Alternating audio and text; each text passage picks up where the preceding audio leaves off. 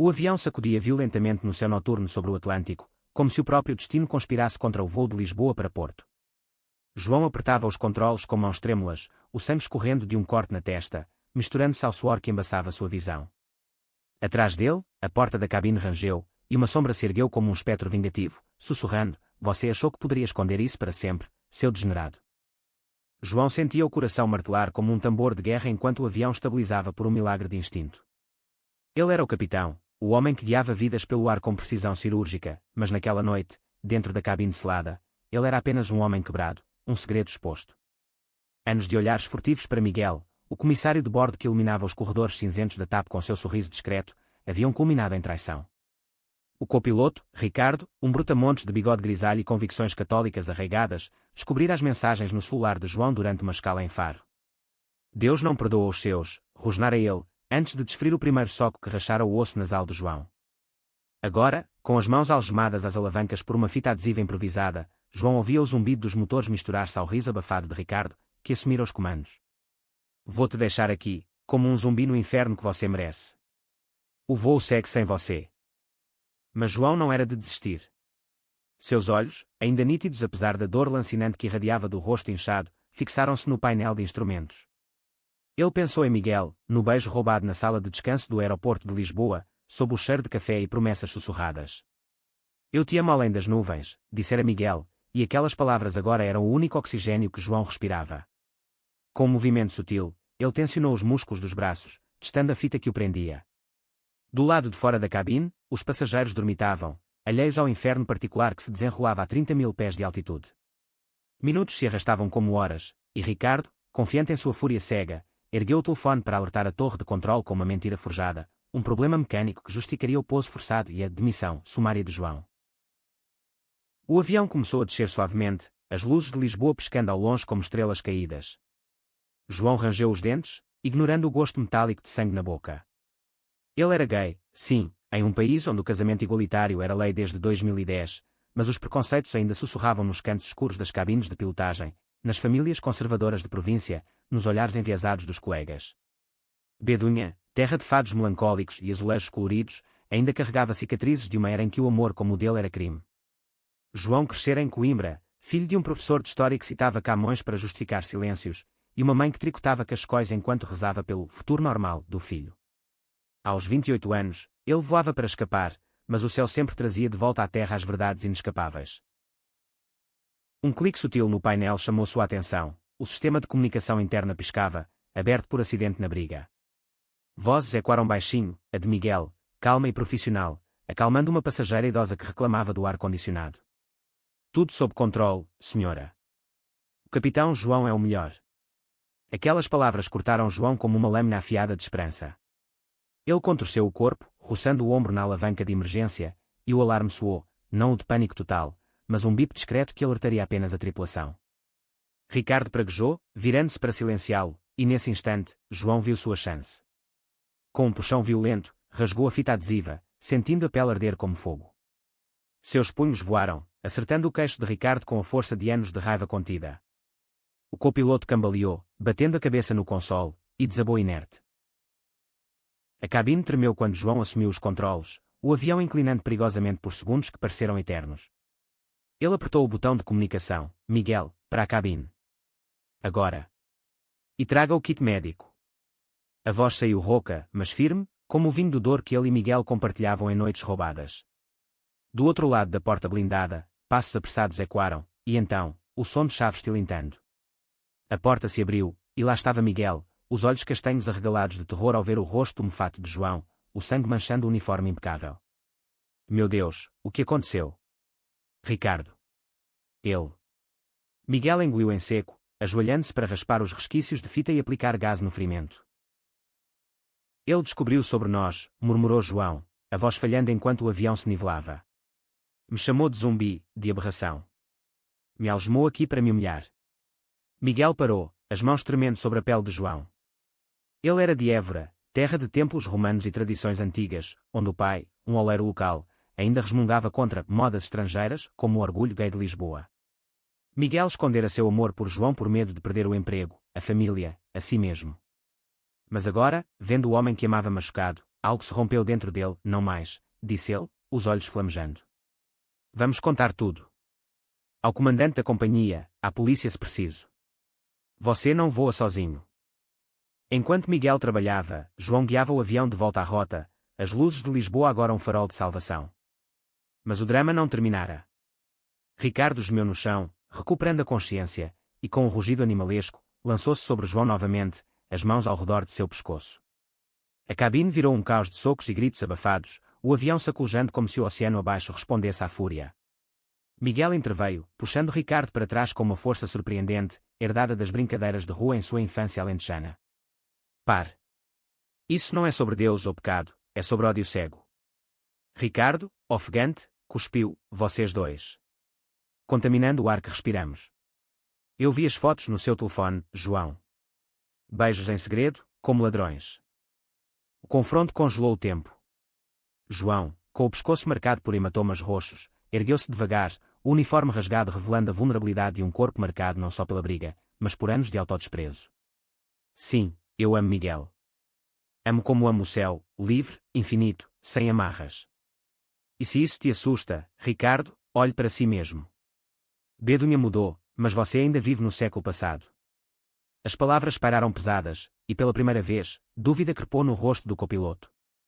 Ele recuou, escorregando para o canto da cabine, os olhos vidrados como os de um homem confrontado com seu próprio abismo.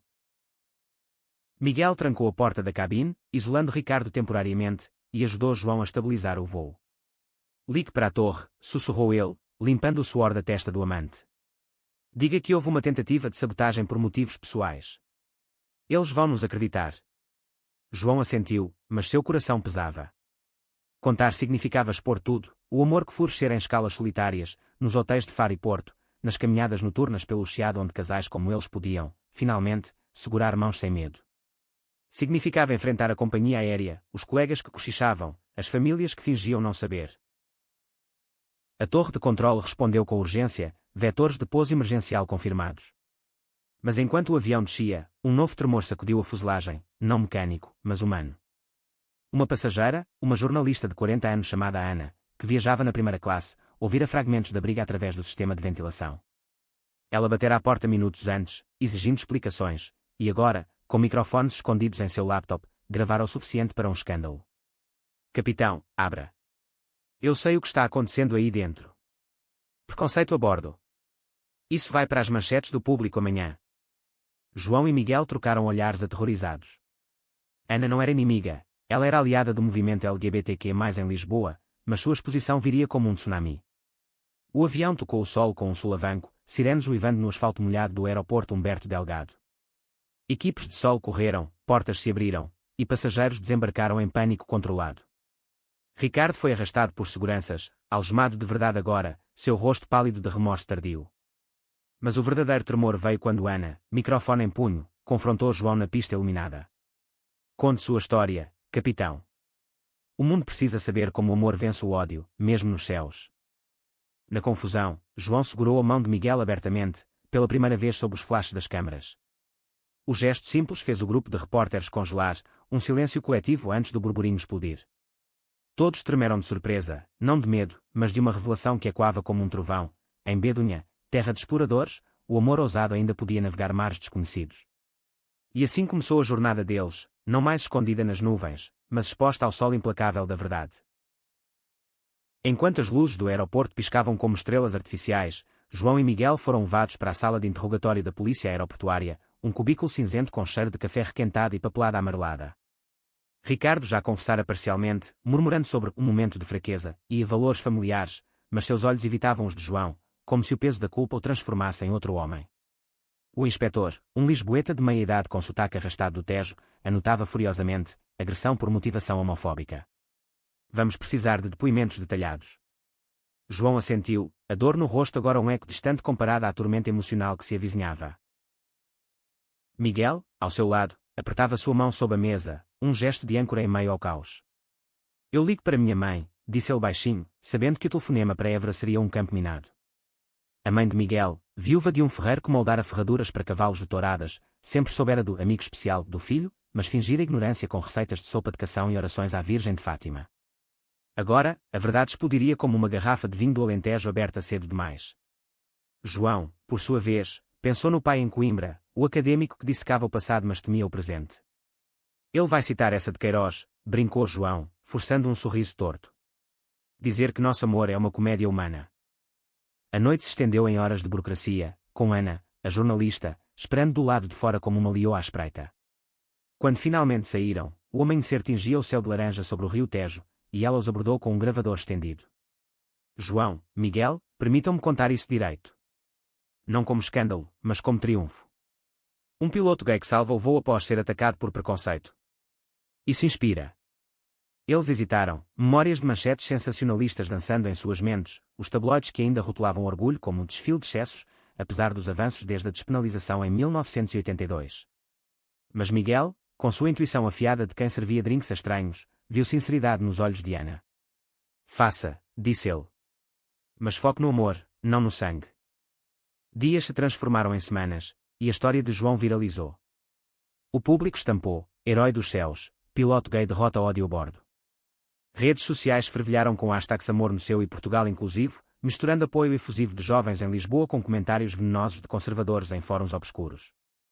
A companhia aérea suspendeu Ricardo indefinidamente, emitindo um comunicado tibio sobre tolerância zero ao preconceito, enquanto promovia João a instrutor de segurança. Mas o verdadeiro conflito irrompeu nas vidas pessoais deles. Em Coimbra, o pai de João, professor Almeida, convidou o filho para um jantar familiar no antigo apartamento com vista para a universidade. A mesa posta com bacalhau à brás fumegante contrastava com a tensão palpável. A mãe, Dona Rosa, servia o vinho com mãos trêmulas, evitando os olhos do filho. Filho, nós lemos os jornais. É complicado. O pai limpou os óculos, citando, como em Os Maias, o amor é uma ilusão que nos destrói. João sentiu o velho ressentimento borbulhar. Pai, Camões escreveu sobre amores impossíveis, mas ele não se escondeu. Eu me escondi por vocês, por medo de perder isso. A discussão escalou, pratos tilintando como sinos de alarme, até que Miguel, convidado relutante, interveio com uma história simples. Em Évora, meu pai moldava ferro, mas nunca moldou meu coração. Quando ele morreu, eu chorei por não ter dito a verdade. Não cometam o mesmo erro. O jantar terminou em lágrimas, não de raiva, mas de rendição. Dona Rosa abraçou João pela primeira vez sem reservas, sussurrando, você voa alto, meu menino. Deixa o vento levar o resto. Em Évora, a mãe de Miguel reagiu com um silêncio inicial que durou dias, pontuado por pacotes de queijos e azeitonas enviados pelo correio, um código alentejano de aceitação. Mas o maior teste veio de dentro. Ricardo, liberado sob fiança, pediu um encontro. Num café no bairro Alto, sob as luzes neon de Basquier, ele se sentou curvado, o bigode agora grisalho de verdade. Eu errei, João. Minha irmã é lésbica, mas eu a reneguei anos atrás. Ver você lutar me fez ver o monstro que eu era. As palavras eram um pedido de perdão, mas carregadas de camadas, remorso genuíno misturado a uma tentativa de redenção pública, já que Ana cobria a reconciliação, para seu blog. João hesitou, o perdão uma ferida aberta. Miguel, ao seu lado, tocou seu joelho debaixo da mesa. Ele tremeu de surpresa naquela noite, como todos nós. Talvez o ódio seja só medo disfarçado. Eles perdoaram, não por esquecimento, mas por compaixão, um passo tortuoso na jornada de cura. Meses depois, em uma conferência sobre diversidade na aviação em Lisboa, João e Miguel palestraram juntos, suas mãos entrelaçadas no púlpito. O auditório, lotado de colegas e ativistas, aplaudiu de pé, mas o verdadeiro clímax veio em particular, numa viagem de fim de semana a Sintra, sob as brumas dos palácios moriscos, João ajoelhou-se com um anel simples de prata. Case comigo, Miguel. Não nos céus, mas na terra que nos viu nascer. O sim de Miguel ecoou como um eco do fado, melancólico e triunfante. Mas a vida, como um voo turbulento, reservava mais reviravoltas. Ana, agora amiga, revelou uma surpresa. Seu artigo inspirara uma campanha nacional contra a homofobia na aviação, com Ricardo como embaixador relutante de mudança. E em Coimbra, o pai de João publicou um ensaio acadêmico sobre amores proibidos na literatura portuguesa, dedicando ao filho. As cicatrizes permaneciam, olhares enviesados em escalas, dúvidas sussurradas em família, mas o amor deles, forjado em sangue e nuvens, provara ser mais forte que o preconceito. Anos se passaram, e o avião daquela noite tornou-se lenda nos hangares da TAP. João e Miguel, casados em uma cerimônia discreta no Chiado com fado ao vivo e azulejos como testemunhas, criaram uma fundação para jovens LGBTQ+, em Bedunha, ajudando-os a voar além das sombras. Ricardo, redimido aos poucos, tornou-se mentor em treinamentos anti-preconceito. E toda vez que um voo de Lisboa partia, João olhava para Miguel no espelho retrovisor da cabine, sussurrando: ainda trememos de surpresa pelo que sobrevivemos. O amor, afinal, era o maior piloto de todos. Enquanto o sol poente tingia as colinas de Faro de ouro líquido, João recordava o primeiro vislumbre de Miguel como se fosse ontem, um jovem de olhos vivos servindo sumos de laranja fresca na sala de embarque, o uniforme colado ao corpo pelo calor úmido do sul. Era verão de 2018, e João, recém-promovido a capitão após anos como copiloto em rotas curtas para as ilhas, sentia o peso da solidão como uma mochila invisível. Ele crescera em Coimbra nas sombras da Sé Velha, onde as pedras antigas guardavam segredos de monges e amantes proibidos, mas para um garoto gay nos anos 90, aquelas sombras eram prisões. Aos 12, ele beijara um colega de turma atrás do ginásio da escola secundária, só para ser pego e ridicularizado com apelidos que ecoavam como ecos de Salazar. Viado voador, zombavam, e João aprendera a voar de verdade para escapar, primeiro em simuladores baratos, depois nos céus reais da Academia de Pilotagem em Cascais. Miguel, por outro lado, nascera sob o sol implacável de Évora, onde o templo romano ainda sussurrava de deuses pagãos que amavam sem julgar. Filho único de uma família de artesãos, ele sonhara com o mar desde pequeno, correndo pelas planícies alentejanas com histórias de navegadores contadas pela avó. Mas o mar o levara aos aviões, e aos 22 anos, como comissário novato, ele navegava corredores apertados com a graça de um toureiro. Seu segredo? Poemas escondidos no celular, versos inspirados em Flor Bela Espanca, que falava de amores que queimam como o sul. Quando seus olhos cruzaram com os de João naquela escala, foi como se o destino tivesse acionado os motores. Bem-vindo ao voo para Lisboa, capitão. Posso oferecer algo para refrescar? A conversa fluíra como vinho verde, leve e efervescente, entre o portão de embarque e o decolage. João, nervoso com seu novo uniforme, confessara: voar é fácil, aterrissar na vida é que dói. Miguel rira, um som que cortava o burburinho como uma brisa do Tejo. Então vamos parar um pouco mais. Naquela noite, após o pouso, eles se encontraram no bar do Hotel Tivoli, um oásis de azulejos azuis e luzes suaves. Conversas sobre fado. João preferia o de Amália Rodrigues, melancólico como suas noites solitárias. Miguel, o de Marisa, vibrante como sua alma, levaram a confissões tímidas. Eu gosto de homens, dissera João, o coração na garganta. Miguel sorrira: eu também. E de ti, especialmente. O romance desabrochou em escalas roubadas, piqueniques em praias desertas do Algarve, onde conchas rangiam sob pés descalços, caminhadas noturnas pelo mercado de Faro, provando figos maduros e trocando olhares que diziam mais que palavras. Mas as sombras sempre espreitavam. Em uma festa de tripulação em Albufeira, um colega bêbado, eco de Ricardo em versão jovem, vira João e Miguel dançando próximos demais e sussurrou: cuidado, capitão. Nem todos aqui voam na mesma direção. O medo instalou-se, e eles juraram discrição, mensagens codificadas, toques acidentais nos corredores, amor em doses homeopáticas. Agora, de volta ao presente, após o incidente no voo, João e Miguel enfrentavam o aftermath em seu apartamento alugado no Bairro Alto, um ninho de varandas floridas e ecos de guitarras. As paredes, cobertas de posters de viagens, o Cristo Rei de Lisboa, as falésias de Sagres, testemunhavam noites de conversas profundas. E se perdermos tudo? Perguntava Miguel, enrolado em lençóis de linho, o corpo marcado apenas pela tatuagem discreta de uma âncora no pulso, símbolo de sua terra. João, deitado ao lado, traçava linhas invisíveis em sua pele. Perdemos o silêncio. Ganhámos a verdade. Mas a verdade doía. A companhia o chamara para uma audiência interna, onde executivos de ternos cinzentos pediam detalhes sensíveis, com olhares que diziam: evitem escândalo. Enquanto isso, Ana tecia sua rede jornalística, entrevistando Ricardo em uma prisão domiciliar em Setúbal. Eu via meu cunhado bater na minha irmã por ser quem é, confessou ele, a voz rouca como cascalho. Pensei que protegeria-o, normal, mas só espalhava veneno. A entrevista, publicada como A Queda de um Gigante, humanizava o agressor, mas expunha as raízes profundas do preconceito em Bedunha, famílias onde o padre ainda pregava contra pecados da carne, comunidades rurais onde o orgulho era visto como invasão lisboeta. Um conflito inesperado surgiu quando a mãe de Miguel, Dona Lourdes, chegou de Évora sem aviso, uma mala de cor surrada na mão e olhos inchados de choro contido. Eu vi na televisão, filho. Meu menino, espancado por amar. Ela abraçou Miguel com força de terra arada, mas virou-se para João com hesitação: você o leva para longe. Para um mundo que não perdoa. A cozinha encheu-se de aromas de ensopado de coelho, e horas de conversa desenterraram feridas, a perda do pai de Miguel em um acidente de estrada, o medo de Dona Lourdes de ficar sozinha com um genro invisível. João, tocado, compartilhou sua própria infância. Em Coimbra, eu lia contos de fadas e imaginava príncipes que voavam juntos. Minha mãe fingia não ver os livros escondidos. A reconciliação veio devagar, regada a vinho tinto e lágrimas, mas um twist abalou tudo. Dona Lourdes revelou uma carta amarelada do falecido marido, confessando seu próprio amor juvenil por um companheiro de oficina, silenciado pela ditadura. Ele me ensinou a amar em silêncio. Não deixem que o silêncio os mate. As palavras tremeram o ar, e naquela noite, João e Miguel choraram abraçados, o passado entrelaçando-se ao futuro como fios de um tapete alentejano. Mas o destino, caprichoso como o clima do Atlântico, reservava mais. Durante uma simulação de voo em Alcochete, João recebeu uma ligação anônima. Seu copiloto não agiu sozinho. Há outros na companhia que sabem do seu vício. Paranoia instalou-se, sombras em cada uniforme.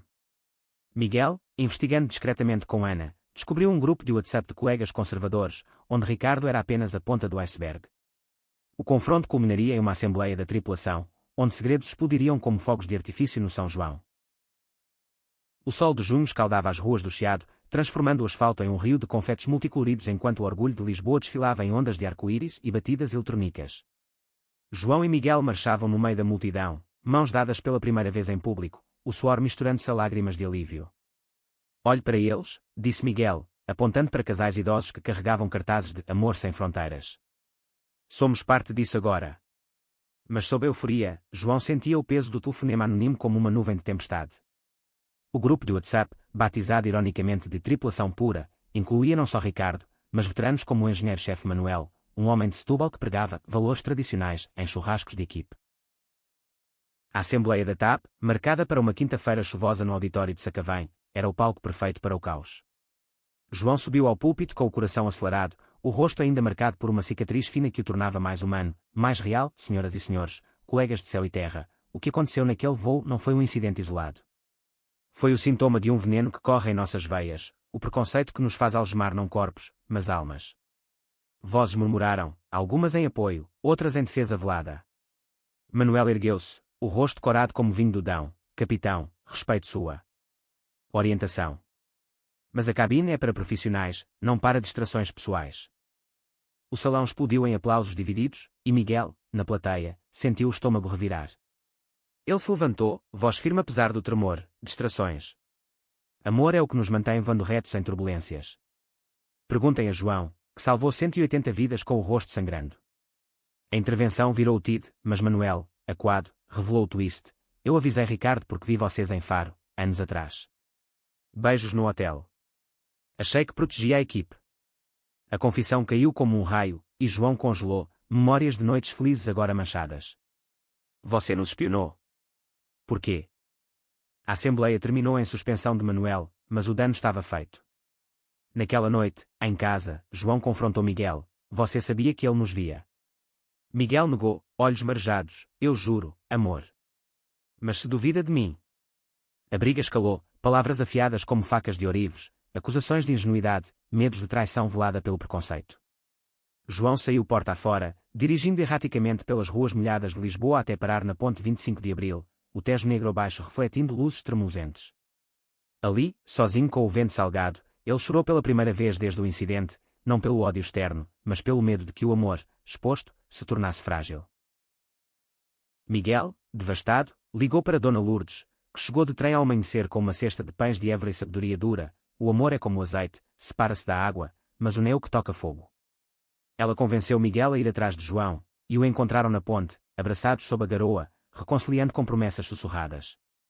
Mas o conflito familiar de João irrompeu logo após. Seu irmão mais novo, Pedro, um advogado em Coimbra casado com 3 filhos, ligou furioso. Pai está doente por sua causa. Os jornais o chamam de pai do herói gay. Ele teve um ataque cardíaco leve. João correu para Coimbra, deixando Miguel para trás, o adeus um beijo apressado que doía como separação. No hospital, sob o cheiro estéril de desinfetante, o professor Almeida jazia pálido, tubos serpenteando como veias de mármore. Filho. Eu li seu depoimento. Você é corajoso, mais que eu jamais fui. As palavras abriram portas trancadas, confissões do pai sobre um tio-avô exilado por ser diferente, não era salazarista, medos que o academicismo nunca curara. Pedro, relutante, admitiu, eu invejo sua força. Meus filhos perguntam por que o tio João não tem tia. A família, rachada como o azulejo antigo, começou a se remendar, jantares semanais prometidos, Pedro se voluntariando na fundação deles. De volta a Lisboa, a separação temporária de uma semana de estar a Miguel como fogo de forja. Ele mergulhara no trabalho, servindo voos com um sorriso forçado, mas internamente, dúvidas floresciam, e se João voar para longe de mim? O reencontro foi um clímax emocional, João chegando com flores de Coimbra, ajoelhando-se novamente. Eu errei ao duvidar.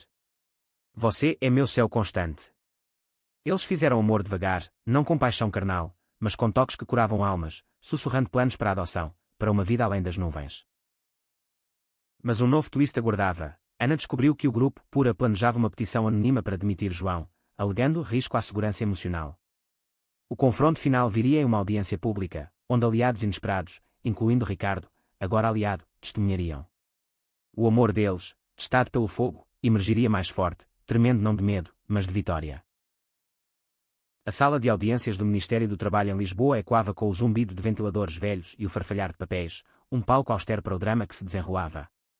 João sentava-se ao lado de seu advogado, um ativista que era de 50 anos chamado Rui, cujos óculos redondos escondiam olhos afiados como os de um falcão. Miguel, na primeira fila, torcia as mãos, o uniforme trocado por uma camisa branca simples que acentuava sua vulnerabilidade. Ana, com bloco-notes em riste, cobria o evento para o Diário de Notícias, seu artigo prometendo expor as entranhas do preconceito corporativo. O juiz, uma mulher de Leiria com sotaque suave mas firme, iniciou: Sr. Almeida, a petição alega que sua orientação sexual compromete a segurança dos voos. Responda. João ergueu o queixo, a cicatriz na testa brilhando sob as luzes fluorescentes. Excelência, meu amor por Miguel me torna melhor piloto, não pior. Ele me lembra porque volta à terra inteiros. Risos contidos ecoaram, mas a tensão era palpável. Manuel subiu ao banco das testemunhas, o rosto sulcado por rugas novas. Eu errei ao espionar. Mas vi amor genuíno, algo que minha própria vida carece. Apoio João. O twist veio de Ricardo, chamado como testemunha da defesa. Eu o agredi por medo do que via em mim, inveja de uma liberdade que negava a mim mesmo. Lágrimas escorreram, e o salão tremeu com aplausos espontâneos. Mas o contra-ataque veio cruel. Um primo distante de Miguel, um corretor de seguros em Évora chamado António, testemunhou para a petição. Meu primo Miguel sempre foi o diferente da família. Ele arrasta João para o abismo. Ouvi histórias de bebedeiras em Albufeira, onde eles se exibiam. A mentira cortou Miguel como navalha. Ele se levantou, voz quebrada. António, você inveja porque vive no armário que eu abandonei. Lembra da carta do tio? Ele era como nós, e você a queimou para proteger a família. A revelação chocou o tribunal. A carta do pai de Miguel, que Dona Lourdes mencionara, fora destruída por António em um acesso de pânico anos antes. A família alentejana, unida por laços de terra e silêncio, rachou publicamente. Dona Lourdes, presente, confrontou o sobrinho. Você matou o fantasma do meu marido 2 vezes. Saia da minha casa. António fugiu, rosto pálido, mas o dano a Miguel era profundo. E se o sangue nos condena, João? E se eu trouxer só dor? A audiência terminou com vitória, a petição rejeitada, indenização ordenada à companhia por assédio moral. Mas em casa, a crise de João eclodiu. Deitado na cama, olhando o teto rachado, ele murmurou: e se eu não for feito para isso?